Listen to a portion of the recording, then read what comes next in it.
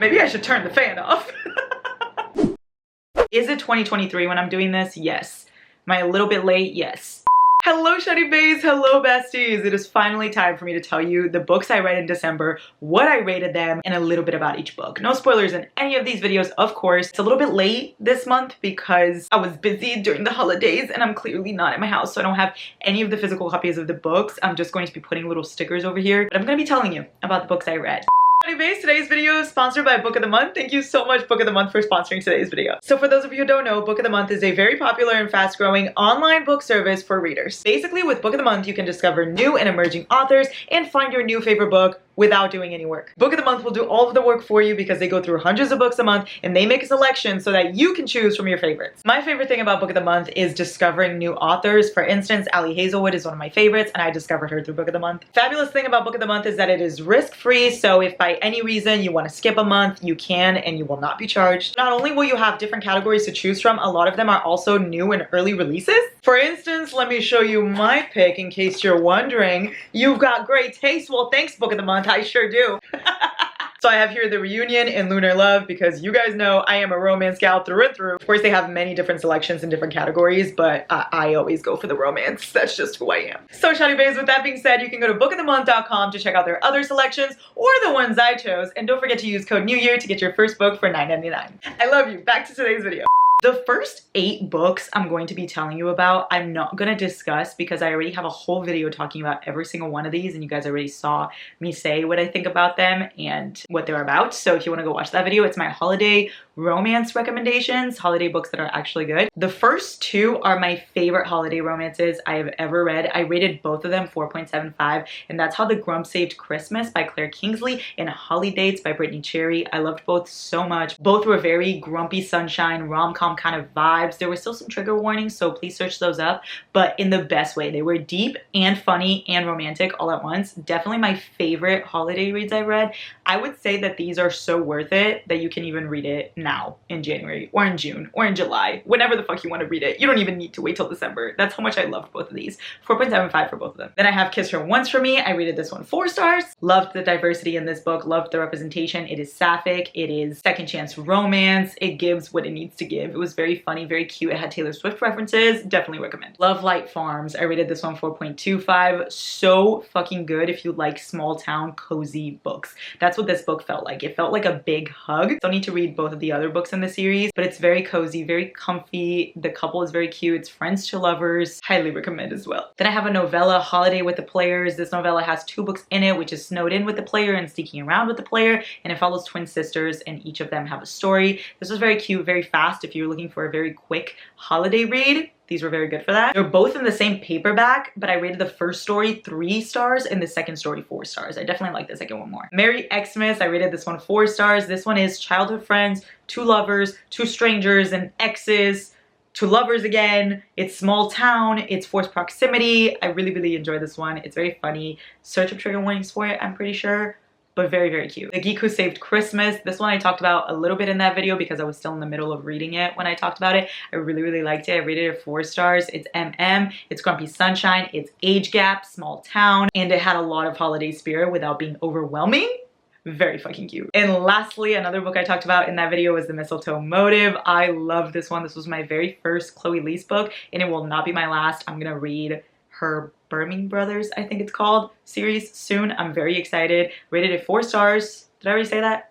I rated it 4 stars. It was cute. It was a novella. It was very quick. It was like rivals at work to lovers, a little bit of animosity to lovers. They both work at a bookstore. They start this competition. It had a holiday vibe, but not too much either. So I really enjoyed this one. So those 8 or 9 books I talked about in that video, like I said, so that's why I didn't tell you too much about them, but those are just my ratings. If you want to know more about those books and exactly what they're about, go watch my holiday romance recs. Obviously, I really enjoyed all of those since I made a holiday rec video for them, but I do have some holiday reads that I didn't quite enjoy. So let me tell you about those now. So I have a very merry bromance. Now listen, this is the 5th book in the bromance book club series. So I did start at the 5th book because I wanted to read the holiday one first.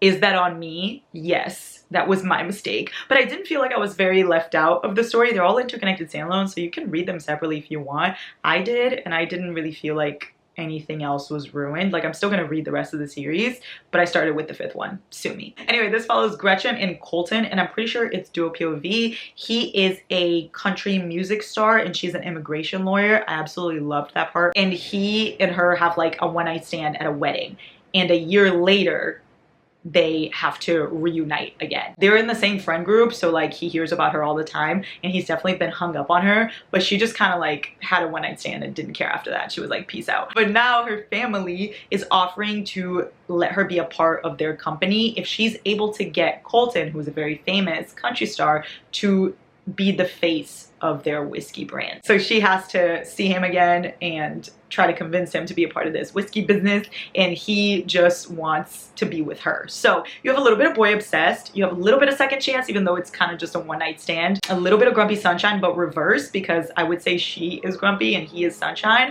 Overall, I thought this was cute. I just didn't cheer for them. I just didn't feel to my core in love with Colton and Gretchen. Like, Colton was cute, Gretchen kind of pissed me off, but I don't know, the story didn't click for me, and I don't know if that's because I started in the 5th book. I don't know if that was my mistake, or if it just wasn't that good to me. I don't know. I didn't feel myself being like, yes, I need this couple to be together. I was just kind of like, whatever, this is a fun story, whatever. You know, like, I didn't feel connected. So I rated this 3.75. Not the worst holiday read, but not the best either. Who is mowing outside?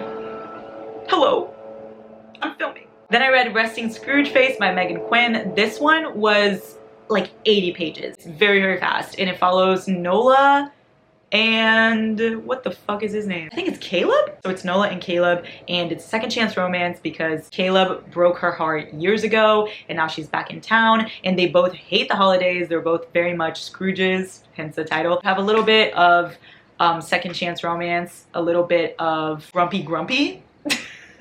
And also a little bit of anonymous letters kind of thing. I didn't really care for it though. Like, I read it and I enjoyed it, but then as soon as I closed it, I forgot everything about it. Like, I didn't even remember his name. I had to rack my brain a little bit to remember what the book was about. So to me, that tells me that I didn't really enjoy it, you know? It was very much just okay. It didn't do anything for me, but it also didn't piss me off. It was just kind of there, like furniture. 2.5. Then I have Royal Holiday by Jasmine Guillory. This follows Vivian and Malcolm. I think it's only one POV, only from Vivian's. I think it's also told in third person, if I remember correctly. Vivian goes on holiday with her daughter to England, and that's where she meets Malcolm. Malcolm works for the Queen, so he tells Vivian that he's gonna give her a tour and teach her everything about England and show her around and all of that, and boy does he show her around. What I really liked about this book is it's a love story between two people in their 50s, I think. I think they're around 50 or something like that. I loved that because I don't think I've ever read that before, and I liked seeing them get a chance at love and to see the maturity, just how different it was from other books I read. And I liked the fact that it was set in England during holidays, so you have like that magic kind of thing. I love the diversity, but I hated everything else about it though, because it was so boring. This book was so boring. And I wish it wasn't, because it's my first Jasmine Guillory book. I really was excited to read her, but this one was just not for me. I rated it 2 stars, and that's me like being kind because I really didn't like it. But I feel like I'm gonna like her other books. Like, I really want to read By the Book and The Proposal. Like, those are books that I'm really, really excited to read. I think this one just wasn't for me. I just felt very bored by it, but I loved the concept. It's just the execution wasn't done the best. Like, I felt myself just wanting the book to be over. I just kept hurrying up and I was like, just finish it already. I do not want to read this anymore, you know? I did listen to this one, so I don't know if that impacted anything. I felt like if I was reading it on paperback,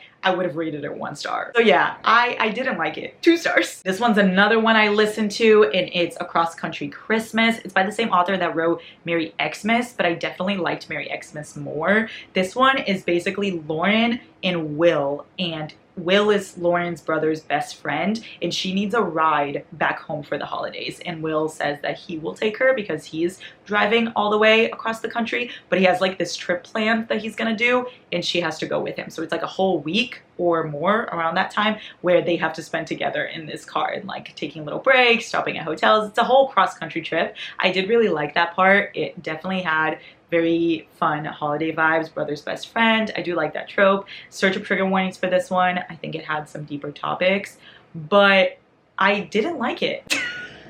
And I couldn't tell you why, because I loved Merry Xmas. I really did enjoy that one, but this one just didn't hit for me. It was kind of like the other book I was talking about where I just didn't cheer for the couple, like the bromance one. It was good, but was it though? It just was one of those holiday reads that I expected more of because the cover's so cute and I thought the concept was great. I just didn't care. I didn't care what happened to Lauren. I'm so sorry, Lauren.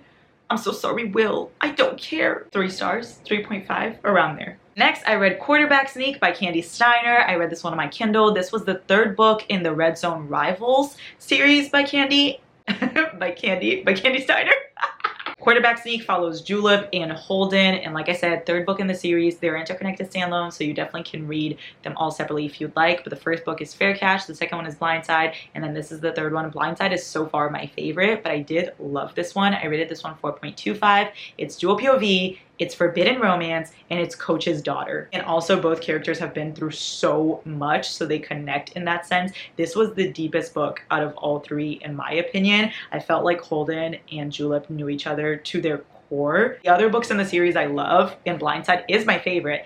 Gianna and Clay just hit different for me. But for some reason, Julep and Holden felt like they had a deeper connection, if that makes sense. I really, really enjoyed this one, but definitely Surge of Trigger Warnings. Like I said, the deepest book in the series. Loved it, 4.25, but Blindside, still my favorite. I will say also the spice in this book was immaculate. I don't know what I was expecting because Blindside and Fair Catch have amazing spice, especially Blindside. But Holden, he's all like, beg for it. And I'm all like, okay, sir. Then I read one of my most anticipated reads of last year, which was Anastasia by Sophie Lark. Surge of Trigger Warnings for this one. This is an Anastasia retelling, but make it fantasy. It has a lot of fantasy, a lot of world building. So I personally loved it, but it's definitely a slow burn. It's not a quick-paced book. Don't be expecting like Sophie's other books where it just cuts right to the chase. It definitely doesn't. There's a lot of story, there's a lot of magic, there's a lot of explaining the world, explaining the characters, and I live for that shit. So I rated this one 5 stars. I loved it so much. It felt like pure magic and bliss, this book, in the most special way. I don't know, it felt like a special book that I don't really even know how to describe it, but it's not one of those that you can go into like if you're in a slump, for instance. I wouldn't recommend if you are trying to read something really quick or if you're trying to just like read something with a lot of spice right away. It's definitely not one of those books, but it is worth it. The love story in this book is amazing. I loved the dynamic of the characters. I loved how deep it went. Like I said, Surge of Trigger Warnings. I think Sophie just always hits for me, honestly. I don't have a single bad thing to say. Then I listened to When in Rome by Sarah Adams. Sarah Adams is the author of the cheat sheet, and I really like the cheat sheet, so I was excited for this book. I'm pretty sure all of her books is like closed doors, so there's no spice in them. I think. Don't quote me on that though, but I'm pretty sure. Or as my mom likes to say, don't write it down. But anyway, this book follows Amelia and Noah, and Amelia is like a pop star who goes into this small town in Kentucky, Rome, not Rome, but Rome, Kentucky. Yeah. Anyway, she goes to this small town to kind of just lay low and get away from her crazy life for a second. And she meets the small town baker, Noah. So you have opposites attract. You have one of us is famous. She's the pop star. He's the baker. You have Grumpy Sunshine. You have a lot of fluff and small town. Now separately, those are all tropes that I would normally eat up and adore, right? But all together in this book, it just sort of didn't click for me. Their first kiss made no sense. I will stand by that. It felt like it was going in a great direction. It felt like the story was starting off great. And then their first kiss made no sense. I don't even know how to describe it. I've never seen a first kiss in a book make 0 sense to me like this one. I don't know. It kind of ruined the whole thing for me, which is such a stupid thing to ruin because like, obviously it's just a first kiss, but I don't know. I wanted it to be like more of a slow burn a little bit, even though the book is short. So obviously you can't expect too much of a slow burn, but like, I don't know. It was weird. I don't know how to explain it. I didn't like it. I didn't click with it. It was a 3.5. It was very fluffy and cute in the sense of small town and like the tropes were all there that I like. But when you put it all together, they just made no sense. I don't know how else to describe it. I'm telling you, the first kiss was absolutely out of nowhere. I do love the cheat sheet though, so I am gonna still keep reading other Sarah Adams books and see which one I like, but I didn't love this one. 3.5. Then I read Playing Hard to Get by Monica Murphy on my Kindle. This one follows Knox and JoJo in its dual POV. It is a popular guy who plays a sport, falls for the shy girl who tutors him. Nayli. Nayli. Basically, Knox is the star football player on campus, and JoJo works at this bookstore, and she is the shy, very smart girl, and she starts to tutor him and wants to keep things strictly business between them because she doesn't trust him. He's a player, and he also doesn't want anything to do with any girls at the moment. He kind of just wants to focus on studying and on football, and of course, all of that goes out the window when he meets JoJo. This is a boy falls first and harder because he falls for her fucking hard. Boy obsessed. Very low drama. I felt like the characters were very mature, and there were times where things could have gone extremely wrong, but the characters dealt with it well, which I really enjoyed. The spice was great, and it's set up for the next books in the series amazingly. And JoJo loves Taylor Swift. What more could I ask for? I rated this 4 stars. I think search up trigger warning. Next, I read 2 books from the Ward Sisters series by Carla Sorensen. I read both of those on Kindle. The first one is Focused, and this one is the first book in the series. I did start in order. Keep in mind, I didn't finish in order though. But anyway, I started with Focused, as I should. And this book follows Molly and Noah, and it's dual POV. And Molly and Noah have known each other for a really long time. He was the boy next door. She's always had a little bit of a crush on him, but they don't get along because of something that happened a couple years ago where Molly got Noah in trouble. And now it's been years, and he is a famous football player who gets transferred into the team that she works for. So you have a little bit of Forbidden, a little bit of Second Chance, a little bit of childhood crush to lover, that kind of vibe. This book was very boring. Very boring. I just wanted it to be over. If I was a DNFer back then, I would have DNF'd because I was so bored. The book is called Focused. I couldn't remain focused because I was so bored. I also didn't buy them together at all. Like, one second he just wants to focus on his career and he wants nothing to do with her, and then the next second he's all of a sudden in love, and I was like, what the fuck? When did that happen? I'm in your POV. Why didn't I see this happen? I also wasn't a big fan as to why Molly and him don't get along. She got him in trouble a couple years ago because of something that happened, and I didn't like it. I was like, why? You did this for what? It was very like, I don't know, weird. I wasn't a fan. It didn't serve anything to the story. It was just thrown in there for God knows what reason, and I didn't like it. It was boring as hell, but I did really enjoy the other characters though. I liked all of the sisters, all of the other Ward sisters, and I loved Logan and Paige, and I'm pretty sure they have a book called The Marriage Effect, so I want to read their book soon because I think I would love that one, but this one just was not for me. I rated it 3 generous stars. But then, hear me out. This is when I fucked up a little bit, because you would think that I read Focus, right? And even though I didn't like it, I would probably read the 2nd and 3rd book in the series because I did like the sisters. No, I didn't. I went ahead and skipped 2nd and 3rd and read the 4th book in the series instead. I read the entire last book in the series. So what I did with this series is I read the first one and I didn't like it, and then I read the last one.